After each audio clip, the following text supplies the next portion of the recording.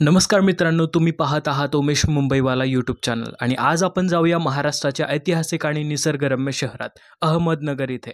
इथे इतिहास, भक्ती आणि निसर्ग यांचा अनोखा संगम पाहायला मिळतो. आज मी तुम्हाला घेऊन जाणार आहे नगरमधील प्रसिद्ध पर्यटन स्थळावर.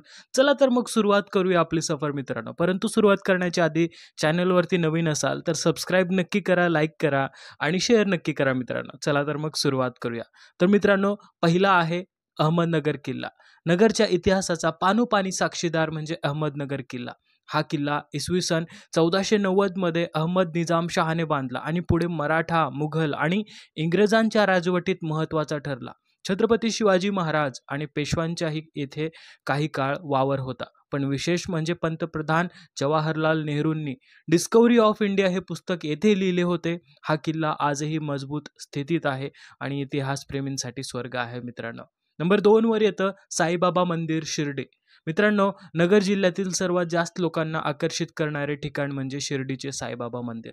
साईबाबांनी इथे आपले संपूर्ण जीवन भक्ती आणि सेवा यांसाठी समर्पित केले. त्यांचे विचार आणि शिकवण आजही कोट्यावधी लोकांना प्रेरणा देतात. दररोज हजारो भक्त येथे दर्शनासाठी येतात. जर तुम्ही शिर्डीला आलात तर सकाळी आणि संध्याकाळी होणाऱ्या आरतीमध्ये सहभागी होण्याचा अनुभव नक्की घ्या मित्रांनो. नंबर 3 वर येतं शनी शिंगणापूर. नगर जिल्ह्यातील एक अद्भुत ठिकाण म्हणजे शनी शिंगणापूर. या गावातील खासियत म्हणजे इथे कोणत्याही घराला दारं नाहीत. होय, लोक इथे शनिदेवावर इतका विश्वास ठेवतात की चोरी होत नाही असे मानले जाते. इथल्या शनिदेवाची मूर्ती स्वयंभू आहे आणि संपूर्ण भारतभरातील भक्त येथे दर्शनासाठी येतात. शनिदेवाची कृपा घ्यायची असेल तर हे ठिकाण तुमच्या लिस्टमध्ये नक्की ठेवा मित्रांनो. नंबर 4 वर येतं भंडारदरा धरण आणि आर्थर लेक. जर तुम्हाला निसर्गाच्या सानिध्यात रमायचं असेल तर भंडारदरा धरण आणि आर्थर लेक हे एक बेस्ट ठिकाण आहे. हे धरण ब्रिटिश काळात 1910 मध्ये बांधण्यात आलं होतं आणि अजूनही उत्तम स्थितीत आहे. याशिवाय आर्थर लेक म्हणजे अगदी नंदनवन आहे. इथे तुम्ही बोटिंग करू शकता, कॅम्पिंगचा आनंद घेऊ शकता आणि साहसप्रेमी असाल तर इथून हरिश्चंद्रगड ट्रेकला सुद्धा जाऊ शकता मित्रांनो. नंबर 5 वर येतं रंधा धबधबा. मित्रांनो, नगरमधला आणखीन एक निसर्गाचं रत्न म्हणजे रंधा धबधबा. हा धबधबा भंडारदऱ्याजवळ आणि खास करून पावसाळ्यात याचं सौंदर्य अधिकच खुलतं. येथील पाण्याचा प्रचंड प्रवाह आणि सभोवतालचा हिरवागार निसर्ग. जर तुम्ही मान्सून ट्रिपची योजना आखत असाल तर हे ठिकाण मिस करू नका मित्रांनो.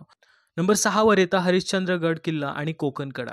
आता आपण येणार आहोत साहसी पर्यटकांसाठी एक स्वप्नवत ठिकाणी हरिश्चंद्रगड.